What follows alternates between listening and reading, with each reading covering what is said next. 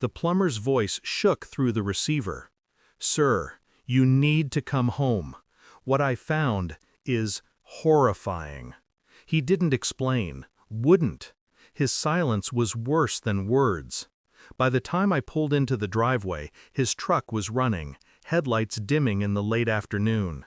He stood on the porch, pale, arms folded tight like he was afraid the house itself might reach for him.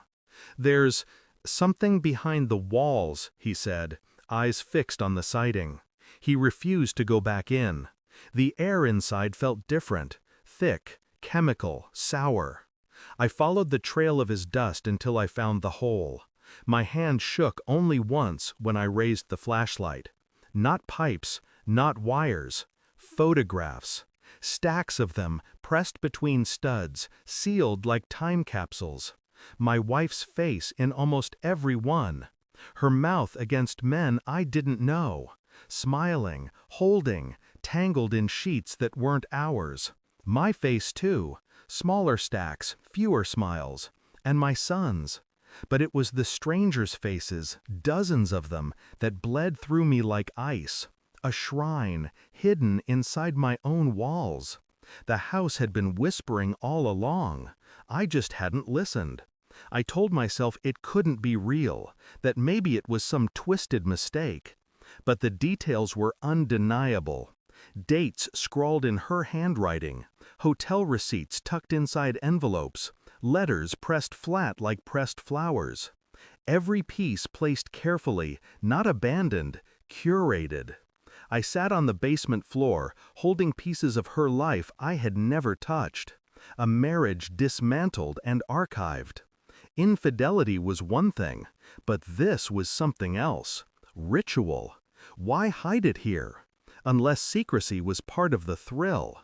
Unless the house itself was complicit, its bones a vault for her betrayals. My chest ached. Rage clawed at me, begging to be unleashed. But rage is loud, and loud men lose. I couldn't afford to lose, not now.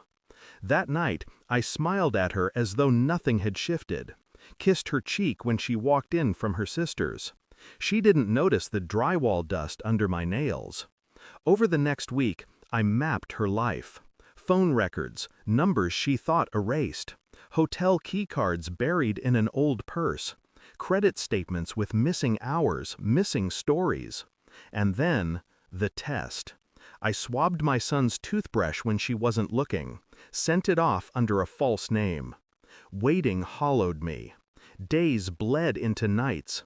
I became two people, the husband she thought she had, and the man peeling back her lies, strand by strand. Every smile I gave her was counterfeit, every laugh rehearsed. But inside, I was sharpening. The truth was circling, and I knew when it struck, it would tear me open. The envelope was plain, white, heavy.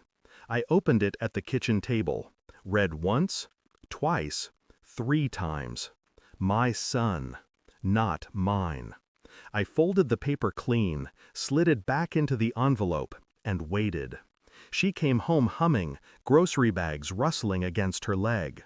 I placed the envelope on the counter. "What's this?" she asked, still smiling. "Open it." She did. The bag slipped. Apples rolled across the tile. Her smile collapsed into something skeletal. "I can explain." "No." My voice was stone.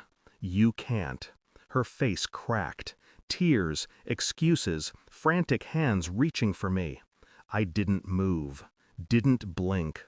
The truth had done the work for me. The next morning, I packed a single suitcase. One. She followed me through the house, pleading, breaking.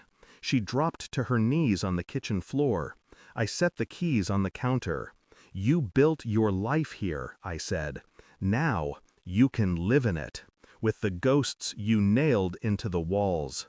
Her sobs clung to me as I stepped outside. I didn't look back. Let her explain it to herself, to our son, to the strangers who would fill the empty spaces I left behind. My revenge was precise, surgical. I took nothing but the truth. I left her with everything else. I drove until the city was a blur in the mirror. The house, the shrine, her lies, all dissolving behind me. I felt no triumph, no grief, just silence. She would crumble under the weight of her secrets. She would choke on them, year after year, inside that house filled with faces she thought she buried. And she would never forget the moment I didn't scream, didn't fight, didn't stay. Silence is sharper. As for me, I no longer belonged to her, or the boy who was never mine. The truth had cut me loose, and what was left was freedom. I walked away with nothing but the truth, cold, merciless, and mine alone. Thanks for watching. Don't forget to like, share, and comment. Subscribe now to Cheating Stories Insight World for more amazing stories.